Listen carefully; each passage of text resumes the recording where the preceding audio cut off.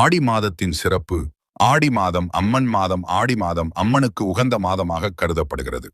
இந்த மாதத்தில் அனைத்து அம்மன் கோவில்களிலும் தேர் திருவிழா, தீமிதி திருவிழா என அனைத்து விதமான திருவிழாக்களும் விமரிசையாக நடைபெறும்.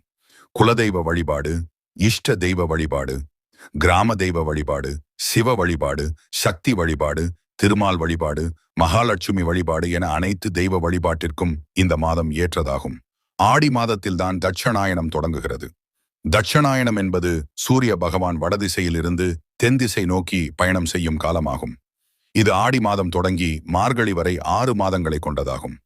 இந்த காலம் முழுவதும் தேவர்களுக்கு இரவு பொழுதாக கருதப்படுகிறது.